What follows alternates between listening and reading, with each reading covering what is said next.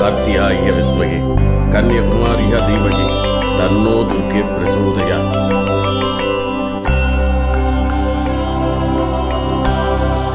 அம்மா திரௌபதி, நம் குருவம்சத்தின் குலதெய்வமான கார்த்தியாயினி தேவியின் கடைக்கன் பார்வை உன் மீது பட்டாலே போதும். உன் வாழ்வு செழிக்கும், உன் சந்ததி தழைக்கும். திரௌபதி, இந்த அர்த்தினாபுர சாம்ராஜ்யத்தின் மூத்த மருமகள் நீ. உன் திருக்கரங்களால் ஏற்றப்படும் விளக்கு இந்த அரண்மனையில் சூழ்ந்திருக்கும் இருளை போக்கட்டும். யயாதி, புரு, சந்தனு மகாராஜா, அரசர் திருதராஷ்டிரர், பாண்டு மன்னர் ஆகிய மா மன்னர்களின் தர்ம பத்தினிகள் ஏற்றிய திருவிளக்கு இது. இந்த விளக்கினை ஏற்றி மனித மனங்களில் நிறைந்த இருளை போக்கும் பாக்கியம் உனக்கு சித்தித்திருக்கிறது. எனக்கு ஏற்பட்ட இடர்களிலெல்லாம் என்னை காத்தவள் இந்த காத்தியாயினி. நம் குலதெய்வத்திற்கு விளக்கேற்றி உன் இல்லற வாழ்வை இனிதே துவங்கு.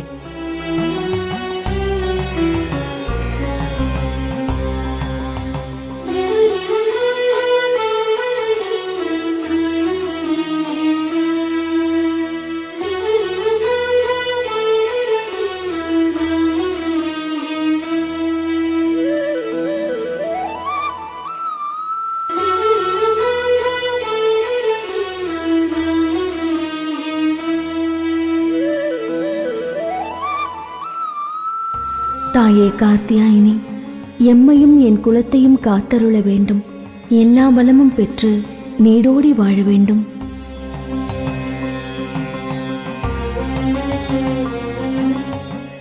அம்மா, இன்பம் என்றால் ஏதென்று அறியாத என் புத்திரர்கள் இல்லற வாழ்வை தொடங்கவிருக்கிறார்கள். அவர்களுக்கு நீயே துணை நிற்க வேண்டும். எம் குலம் திரௌபதியின் மூலம் விருத்தியடைய வேண்டும்.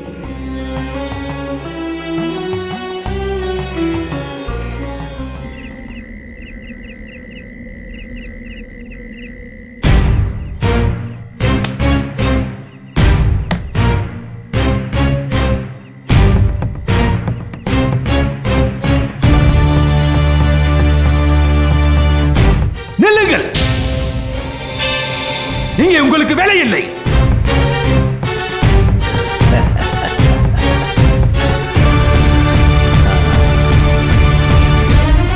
மருமகனே, மாமா, இனியும் அவர் அடிக்க வேண்டாம். பாண்டவர்களே உங்களுடைய உண்மையான மருமகன்கள். அங்கேயே சென்று விடுங்கள். அதுதான் நம் இருவருக்குமே நல்லது. மாமா, அண்ணனுக்கு பிடிக்காத காரியத்தை எதற்காக செய்தீர்கள்? நான் அத்தனை தடுத்தும் நீங்கள் அதை கேட்கவில்லை.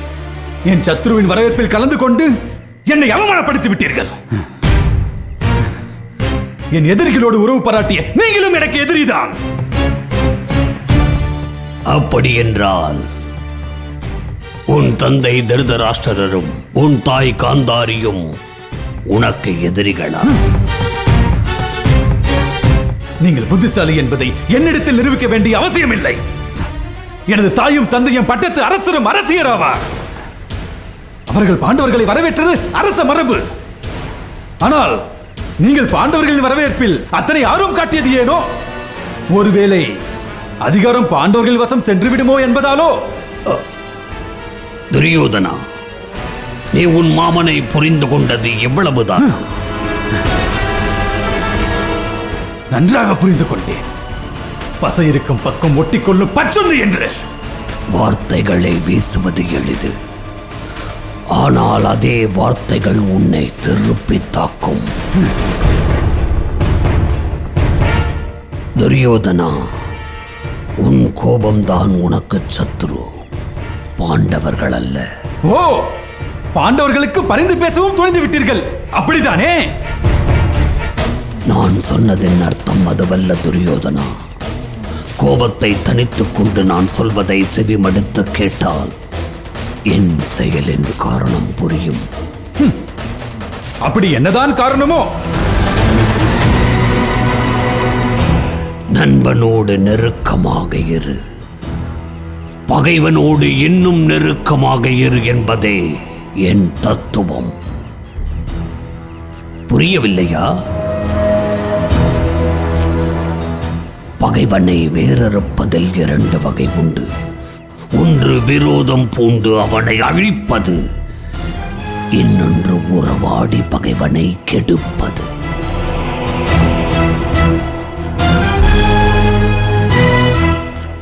இப்போது புரிந்ததா? நான் இரண்டாம் வகையை பின்பற்றுகிறேன்.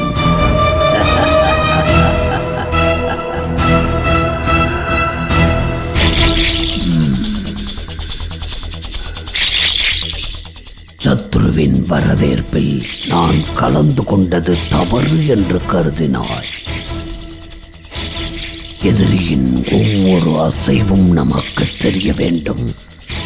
அதற்கு அவனோடு நெருக்கமாக இருக்க வேண்டும். அப்போதுதான் அவனை எளிதாக வீழ்த்த முடியும். நான் வரவேற்பில் கலந்து கொள்ளவில்லை என்றால் என் மீது பாண்டவர்கள் கொண்ட சந்தேகம் வலுப்பெற்றிருக்கும். என்னை எதிரி என்றே தீர்மானித்திருப்பார்கள். விதுரரின் சொல் ஏன் அம்பலத்தில் ஏறுகிறது என்று எப்போதாவது யோசித்ததுண்டா? ஏன் மாமா? அவர் அனைவருக்கும் பொதுவானவர். எனவே அவர் பேசும் தர்மத்தின் மீது அனைவருக்கும் அசைக்க முடியாத நம்பிக்கை. இனி உங்களின் மாமனும் விதுரரை போல் நடுநிலைவாதி. இனி நான் எப்போதும் பொதுநலம் பேசுவேன். அப்போதுதான் உங்கள் கருத்துக்கு என்னால் வலு சேர்க்க இயலும்.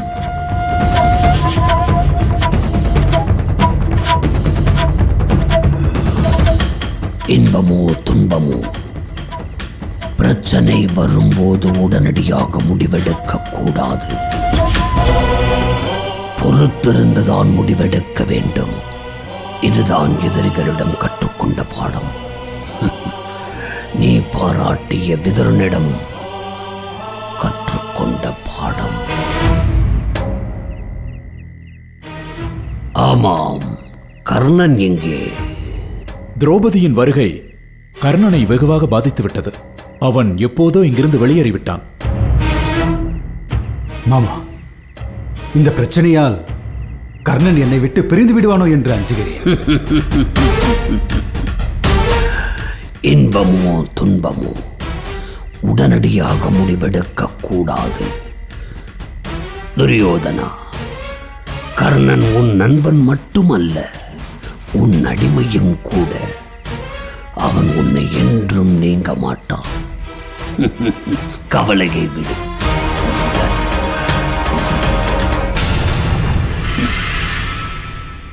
துரியோதனா, இப்போது எனக்கு இங்கு வேலை இருக்கிறதா இல்லையா?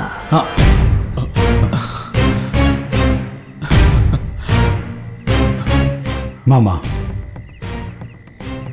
வாருங்கள்.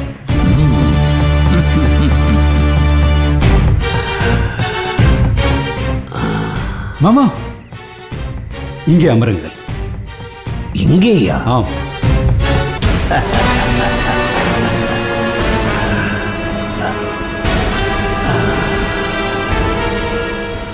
அமருங்கள், அமருங்கள்.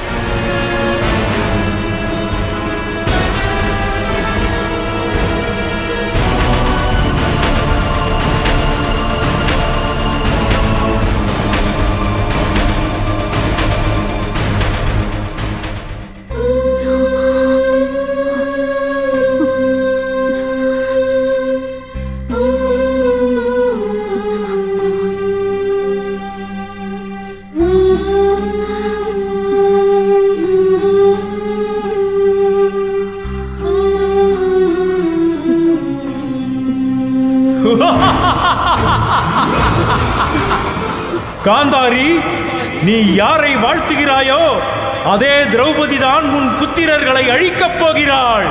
அவள் உன் புத்திரர்களை அழிக்க வந்த கூற்று.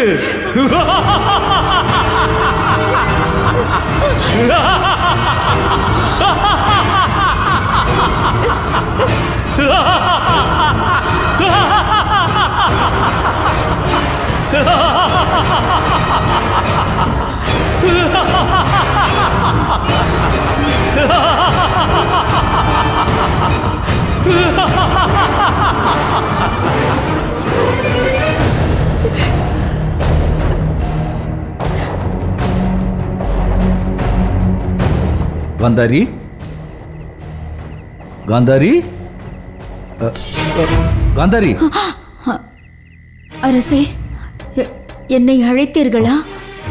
காந்தாரி, உனக்கு என்ன ஆயிற்று? திரௌபதியை வரவேற்க உற்சாகத்தோடு புறப்பட்டாய். இப்பொழுது இடிகண்ட சர்ப்பமாக அமைதியில் உறைந்திருக்கிறாய். உன் ஆழ்ந்த நிசப்தம் என்னை கலங்க வைக்கிறது. என்ன நடந்தது? உன் மனம் நோகும் வண்ணம் யாரேனும் பேசினார்களா? அப்படியெல்லாம் ஏதுமில்லை அரசே. பின் ஏன் இந்த பேரமைதி? அது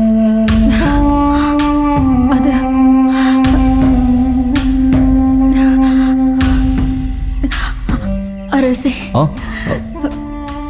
நான் திரௌபதியை வாழ்த்தினேன் அல்லவா? ஆமாம். அதற்கென்ன இப்போது? நான் வாழ்த்தியதும் எனக்கு ஓர் பயங்கரமான அசரீரி கேட்டது அரசே. பயங்கரமான அசரீரியா? அதை சொல்லவே என் நெஞ்சு நடுங்குகிறது. அந்த அசரீரியை நினைத்தாலே என் உள்ளம் பதறுகிறது. காந்தாரி, அந்த அசரீரி என்னதான் சொன்னது? காந்தாரி, நீ யாரை வாழ்த்துகிறாயோ அதே திரௌபதி தான் உன் புத்திரர்களை அழிக்கப் போகிறாள். அவள்தான் உன் புதல்வர்களை கொல்ல வந்த கூற்று. காந்தாரி, என்ன இது? ஏன் இப்படி ஒரு அசரீரி உனக்கு கேட்டது? அதுதான் அரசே, எனக்கு புரியவில்லை. ஒருவேளை உன் ஆழ்மனதின் பயம் உனக்கு அசரீரியாக கேட்டிருக்குமோ?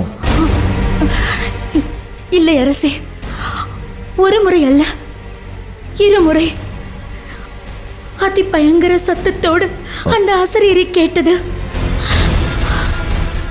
காந்தாரி, நம் புத்திரர்கள் சுயம்பரத்தில் தோற்றுவிட்டார்கள் என்ற துக்கம் உன் மனதை பாதித்திருக்கும். அந்த துக்கமே இன்று திரௌபதியை கண்டதும் அச்சமாக வெளிப்பட்டிருக்கும். இல்லை அரசே, நிச்சயம் இது என் கற்பனை அல்ல. அப்படி என்றால் கம்சனின் அசரீரி அப்படியே பலித்ததே, அது எப்படி?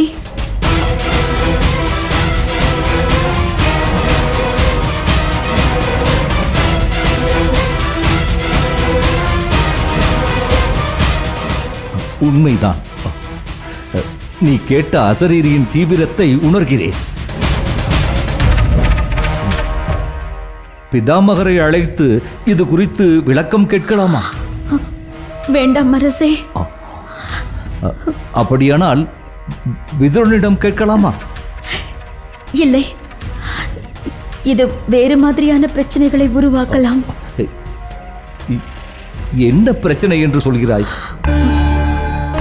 நாம் திரௌபதி மீது யதார்த்தமாக கோபம் கொண்டால் கூட நாம் அவளை வெறுக்கிறோம் என்று அனைவரும் எண்ணக்கூடும்.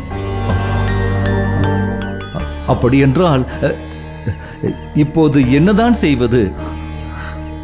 நம் புத்திரர்களை நாம் எச்சரிக்க வேண்டும்.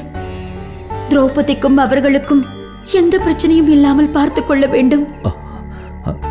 ஆனால் அவர்கள் நம் சொல்லிற்கு செவி சாய்க்க மாட்டார்களே. நாம் நம் புத்திரர்களுக்கு புரியும்படி சொல்கிறேன்.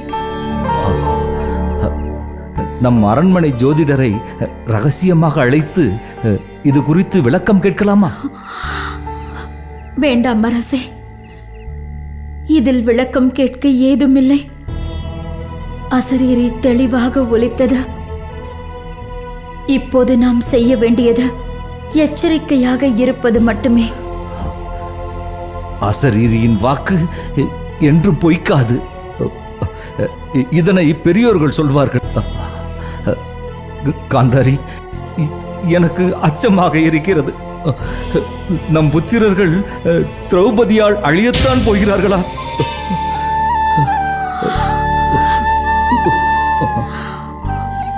மானிடராய் பிறந்த எவரும் ஒரு நாள் அழியத்தான் வேண்டும். அதற்கு நம் புத்திரர்கள் மட்டும் எப்படி விதிவிலக்காக முடியும்? மேலும் நம் புத்திரர்களின் அழிவிற்கு திரௌபதி தான் காரணமாக இருக்க வேண்டும் என்றால் அதை நம்மால் எப்படி மாற்ற முடியும்? காந்தாரி,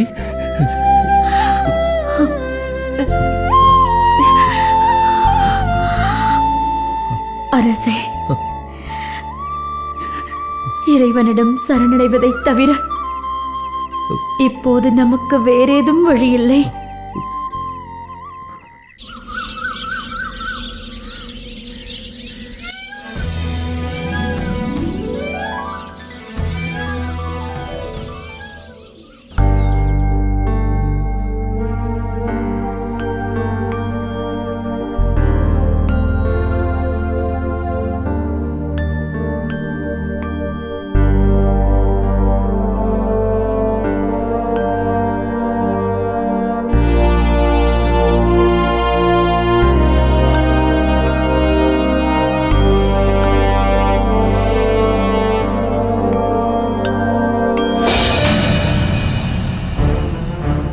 குந்தி,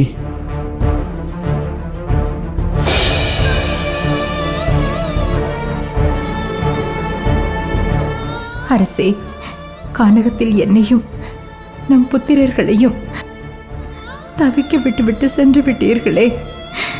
தங்களை பிரிந்து நாங்கள் பட்ட துயரம் சொல்ல வார்த்தைகள் இல்லை. நன்கு அறிவேன் குந்தி. என் கவலை எல்லாம் நம்மை வாட்டிய துன்பம் நம் புத்திரர்களையும் தொடர்ந்து பற்றிவிடுமோ என்பதுதான். அந்த துயரை நீங்கள் மீண்டும் அடையக்கூடாது என்பதற்காகத்தான் நான் இப்போது வந்திருக்கிறேன். அரசே, அற்ப பதவிக்காக நம் புத்திரர்களை தீயிட்டு கொளுத்த திட்டமிட்டார்கள். உயிர் தப்பிய நாங்கள் மாறு வேடம் பூண்டு நாடு நகர் காடு கரை என்று நாங்கள் சுற்றித் திரிந்தோம். கலங்காதே குந்தி. என் தமையன் திருதராஷ்டிரன் மீது நான் கொண்ட பேரன்பால் இந்த ராஜ்யத்தை துறந்தேன். அந்த தியாகம் என்று அதன் மதிப்பை இழந்துவிட்டது. நம் புத்திரர்களுக்கே எதிராக திரும்பி உள்ளது. அன்று திருதராஷ்டிரர் ராஜ்யத்தின் மீது ஆசை கொண்டார். இன்று அவர் புத்திரர் துரியோதனன் பேராசை கொள்கிறான். விட்டு கொடுத்து நாம் வீழ்ந்தது போதும் குந்தி, போதும். நாம் செய்த தியாகங்கள் எல்லாம் போதும். குந்தி, என் புத்திரர்களும் நீயும் யாசகம் பெற்று வீதியில் அலைந்தது போதும். இந்த அத்தினாபுர பேரரசை நம் புதல்வன் தர்மனை ஆள வேண்டும். குந்தி, அதற்கு நீதான் நெஞ்சுரத்தோடு கடமையாற்ற வேண்டும். அரசே, இது எவ்வாறு சாத்தியமாகும்? குந்தி, நீ இந்த ராஜ்யத்தின் பட்டத்து அரசி. உன் கட்டளைக்கு கீழ்ப்படிய வேண்டியது இந்த ராஜ்யத்தின் கடமை. இப்போது சூதும் வஞ்சகமும் நம் புத்திரர்களை சூழ்ந்திருக்கிறது குந்தி. அந்த மாய வலையை நீதான் அறுத்தறிய வேண்டும். பாண்டுவின் புத்திரர்கள் பாராள பிறந்தவர்கள். ஒரு தந்தையாக பெற்ற பிள்ளைகளுக்கு நல்வாழ்க்கை அமைத்துக் கொடுக்காமல் என் கடமையில் இருந்து தவறிவிட்டதாக ஒரு குற்ற உணர்வு என்னை வாட்டி வதைத்துக் கொண்டிருக்கிறது. அவர்களை அரியணையில் ஏற்ற வேண்டியது உன் கடமை. அப்போதுதான் ஆற்றலையும் என் ஆன்மா ஆத்ம சாந்தி அடையும். அரசே, வா என்னோடு.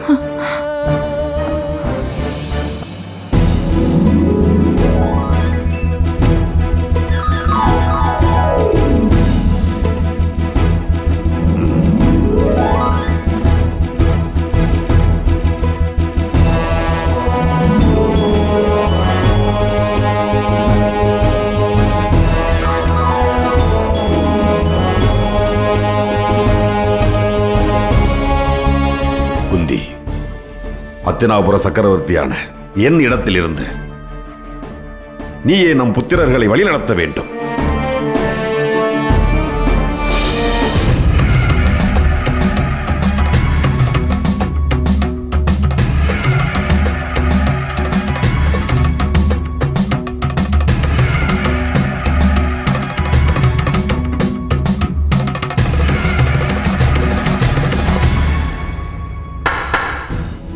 யாரங்கே?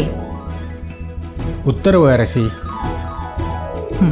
பாண்டு சக்கரவர்த்தி இங்கு வாழ்ந்த பொழுது இந்த அறை எத்தனை பொலிவோடும் அலங்காரத்தோடும் திகழ்ந்ததோ அதைப் போல் உடனே உருமாற வேண்டும்.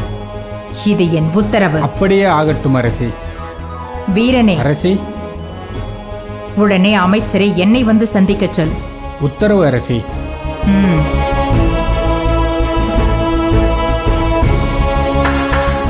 பணிப்பெண்ணே,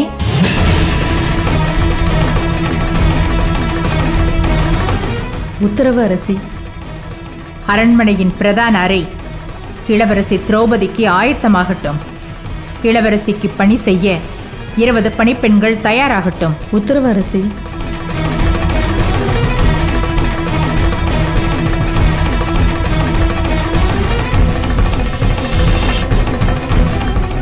அரசியாருக்கு வணக்கம். தாங்கள் அழைத்ததாக செய்தி வந்தது. ஹத்தினாபுரத்தின் நிதிநிலை எவ்வாறு உள்ளது என்பதை அறியவே தங்களை அழைத்தேன். ஏன் இந்த தயக்கம்? நாட்டின் நிதி வளம் என்பது ராஜ ரகசியம். குந்தி போஜரின் புத்திரி நான். ஹத்தினாபுரத்தை கட்டி ஆண்ட பாண்டு சக்கரவர்த்தியின் பத்தினி நான். ராஜ ரகசியத்தை பற்றி தாங்கள் சொல்ல நான் அறிய வேண்டிய அவசியமில்லை என்று நினைக்கிறேன். அத்தினாபுர அரசு கஜானா நிறைந்துள்ளது. அத்தினாபுர ஆட்சிக்கு உட்பட்ட அத்தனை அரசர்களும் முறைப்படி திரை செலுத்திக் கொண்டுதான் இருக்கிறார்கள்.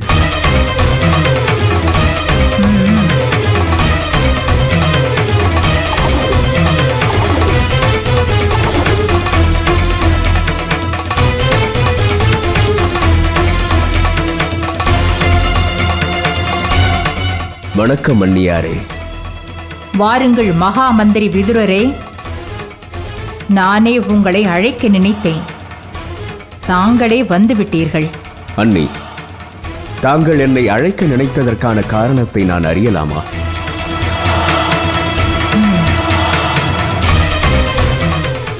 தர்மனுக்கு முடிசூட்ட வேண்டும். அதற்கான காரியங்களை நீங்கள் தொடங்கலாம். அண்ணி,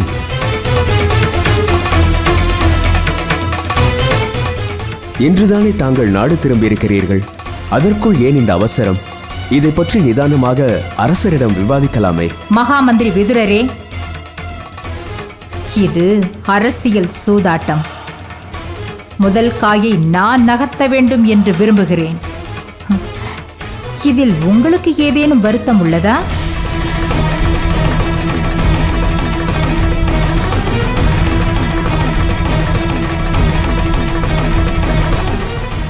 பேசுவது தாங்கள் தானா?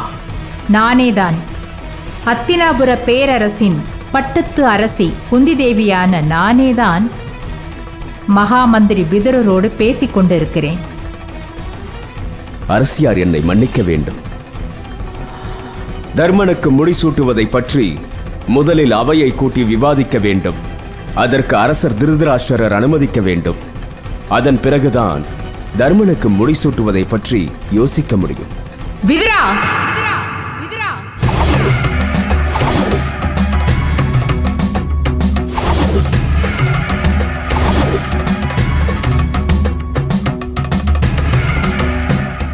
இது குறித்து ஆலோசிக்க நான் உன்னை அழைக்கவில்லை. தர்மனுக்கு முடிசூட்ட வேண்டும் என்பது ஏற்கனவே அரசவையில் அரசரால் நாங்கள் வாரணாவதம் செல்லும் பொழுதே அறிவிக்கப்பட்ட முடிவு. இதை தங்கள் அரசருக்கு நினைவுபடுத்துங்கள். இது என் ஆணை. உத்தரவு அரசியாரே. தங்களின் ஆணையை நான் சிரம் மேற்கொள்கிறேன். வருகிறேன் அரசியாரே.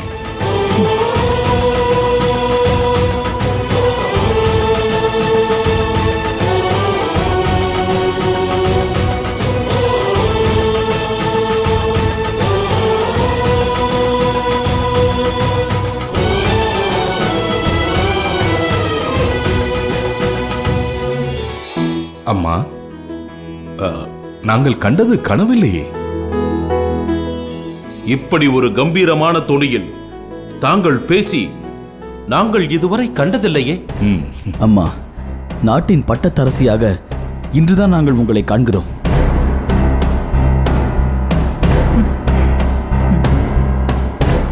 காலம் எனக்கு கற்றுத்தந்த பாடம் இது. அம்மா,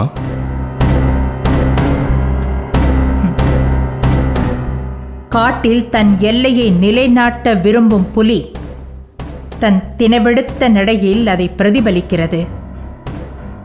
தன் வாழிடத்தை உறுதி செய்ய விரும்பும் சிங்கம் தன் கர்ஜனையால் அதை ஊர்ஜிதம் செய்கிறது. தன் கூட்டத்திற்கு தலைமை வகிக்கும் பெண் யானை முன்னேறிச் செல்கிறது. நாட்டிலிருந்து காட்டிற்கு துரத்தப்பட்ட குந்திக்கு காட்டு மிருகங்கள் கற்றுத்தந்த பாடங்கள் இவை. அம்மா, தாங்கள் இட்ட ஆணையால் பெரும் பிரச்சனை வெடிக்கும். வெடிக்கட்டும். அம்மா செய்ததுதான் சரி. பிரச்சனை வெடித்தால்தான் தீர்வு பிறக்கும். அம்மா, அரசர் ஒரு காலம் உங்கள் ஆணையை ஏற்க மாட்டார். அது எனக்கும் தெரியும். ஆனால் என் ஆணை அரசருக்கு உணர்த்த வேண்டிய உண்மையை உறக்கச் சொல்லும். அம்மா, தாங்கள் சொல்ல வருவது... இந்த ராஜ்யத்தின் பட்டத்து அரசர் உங்களின் தந்தை பாண்டு. தற்காலிகமாக ராஜ்யத்தை ஆள்கிறார் உங்களின் பெரியப்பா திருதராஷ்டிரர். அவர் ராஜ்யத்தை பாண்டுவின் புத்திரரான தர்மனிடம் ஒப்படைக்கும் காலம் வந்துவிட்டது என்பதை அரசருக்கு உணர்த்தும் என் ஆணை.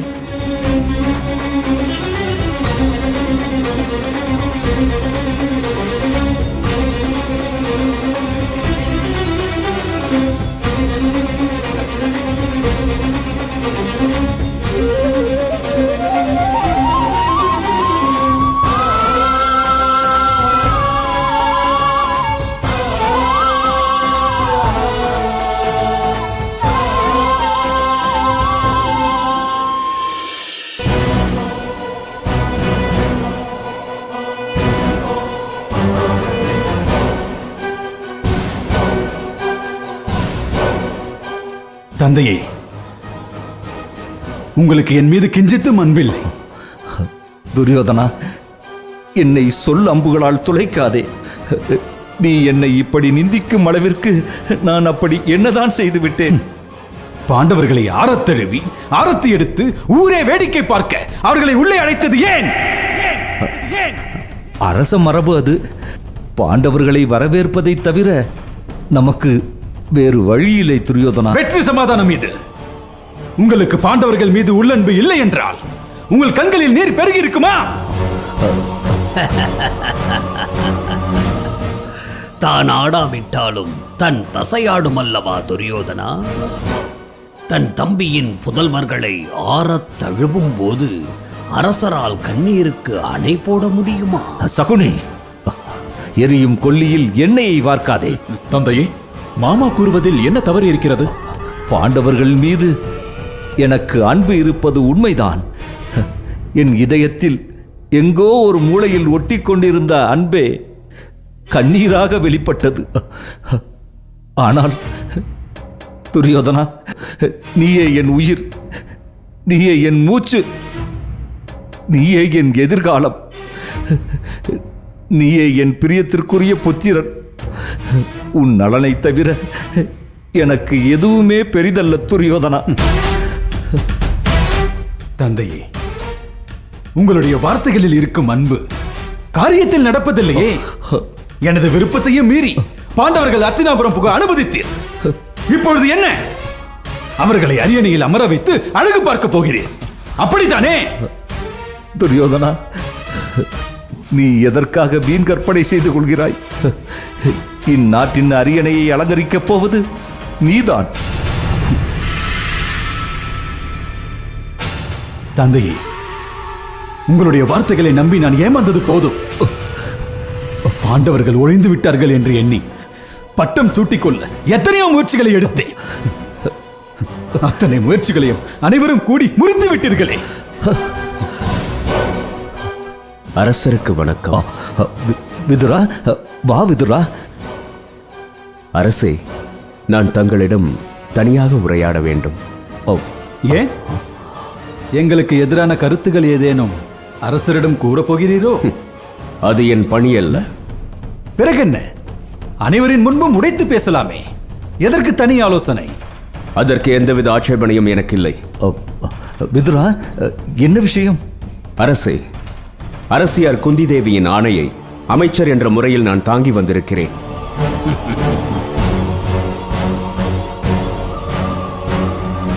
அரசியார் குந்தி தேவியின் ஆணையை அமைச்சர் என்ற முறையில் நான் தாங்கி வந்திருக்கிறேன்.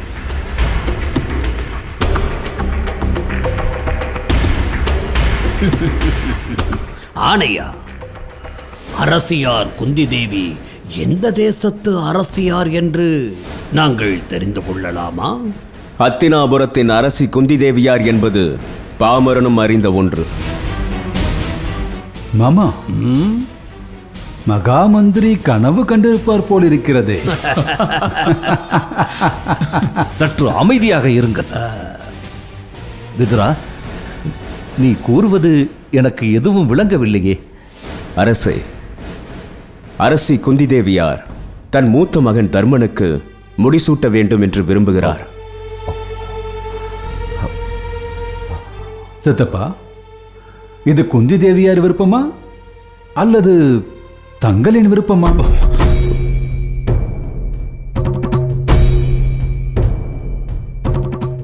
அரசே, தர்மத்தின் பாதையில் செல்பவன் இந்த விதுரன் என்று தாங்கள் அறிவீர்கள். உண்ட இடத்திற்கு இரண்டகம் செய்வதுதான் தங்களின் தர்மமோ?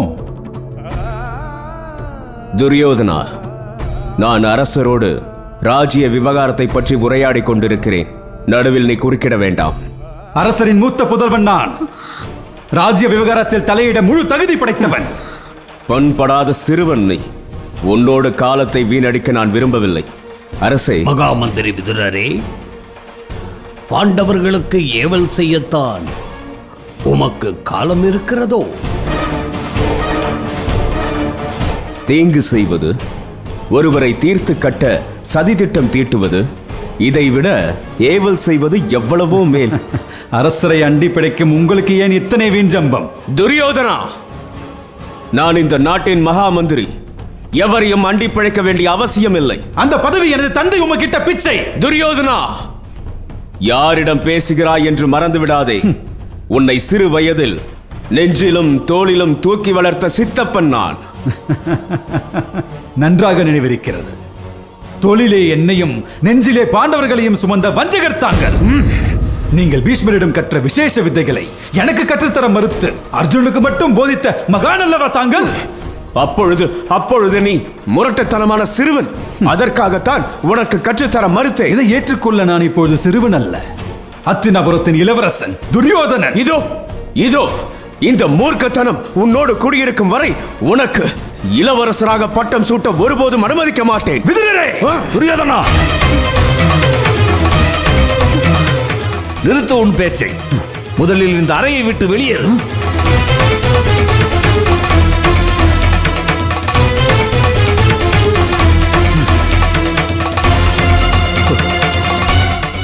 உன்னை சிறு வயதிலே தூக்கி வளர்த்து ஆளாக்கியதை நினைத்தால் எனக்கு வெட்கமாக இருக்கிறது துரியோதனா, வெட்கமாக இருக்கிறது.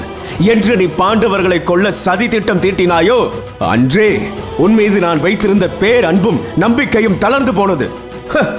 இனி நீ என்னை பேர் வைத்து அழைத்தால் என்ன, இல்லை உன் மாமனை போல் தாசியின் புத்திரன் என்று அழைத்தால் என்ன? சீ!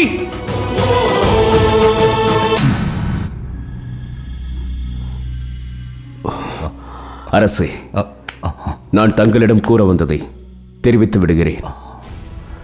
அரசியார் குந்தி தேவி தன் மகன் தர்மனுக்கு பட்டம் சூட்ட வேண்டும் என்ற ஆணையை தங்களுக்கு நினைவூட்ட வேண்டும் என்பதை ஆணையாக உரைத்தார். அமைச்சர் என்ற முறையில் அதை உங்களிடம் தெரிவித்து விட்டேன். அரசருக்கு ஆணையிட யாசகர்களுக்கு என துணிச்சல்? தெருவிலே பிச்சை உண்டு வாழ்ந்த தர்மனுக்கு நாடாள வேண்டுமோ? அவனுக்கு நாடாள ஏது அருகதை? துரியோதனா, அறையை விட்டு வெளியேறு. நிறுத்துங்கள் தந்தையே.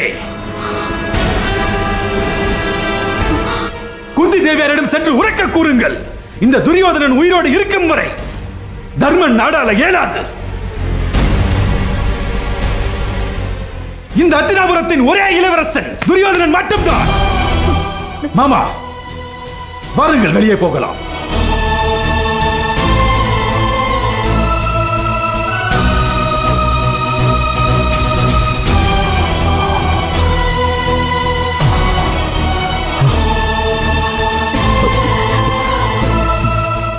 விதுரா, குந்தி தேவியா இப்படி பேசினார்? நினைவூட்டுதல் ஒன்றும் தவறான விஷயமில்லை அரசே. மேலும் சூதாட்டத்தில், அரசியல் சூதாட்டத்தில் முதல் காயை தானே நகர்த்த வேண்டும் என்று ஆசைப்படுகிறார். அரசே, மக்களின் ஆதரவும் பாண்டவர்களுக்கே இருக்கிறது. எனவே தாங்கள் விரைவில் முடிவெடுக்க வேண்டிய அவசியம் இருக்கிறது. இது என்னுடைய தனிப்பட்ட ஆலோசனை. சான்றோர் அவையை கூட்ட ஏற்பாடு செய். அந்த அவையில் நாம் ஆலோசித்து முடிவெடுக்கலாம். உத்தரவு அரசே.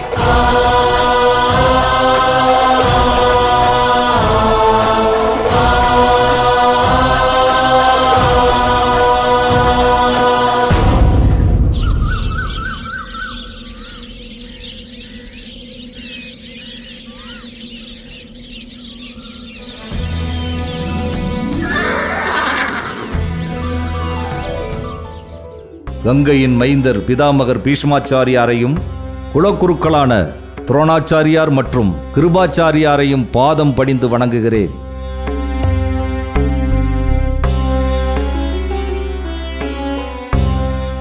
அத்தினாபுர சாம்ராஜ்யம் பெரும் இக்கட்டான சூழ்நிலையை எதிர்கொண்டுள்ளது. பாண்டவர்கள் நாடு திரும்பியது தங்களைப் போல் எமக்கும் மகிழ்ச்சியே. ஆனால் அத்தினாபுர சாம்ராஜ்யத்தை ஆள கௌரவர்களும் பாண்டவர்களும் உரிமை கோருகிறார்கள். துரியோதனனுக்கு பட்டம் சூட்டுவதா இல்லை தர்மனுக்கு பட்டம் சூட்டுவதா என்று பெரும் குழப்பம் ஏற்பட்டுள்ளது.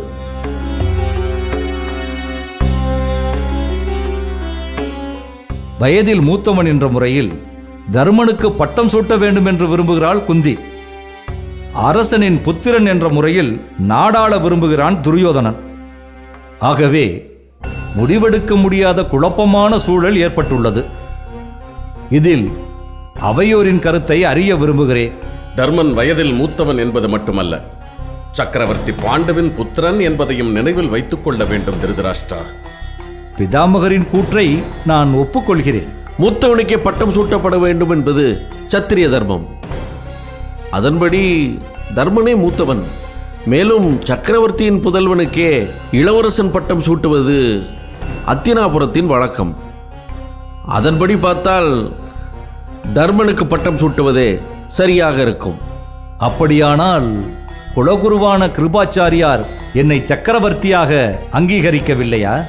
அரசே, தாங்கள்தான் அத்தினாபுரத்தின் சக்கரவர்த்தி என்பது மறுப்பதற்கில்லை. ஆனால் சக்கரவர்த்தியாக பட்டம் சூட்டப்பட்டவரின் புதல்வருக்கு பட்டம் சூட்டுவதே சத்திரிய தர்மத்தின் வழக்கம் என்கிறேன்.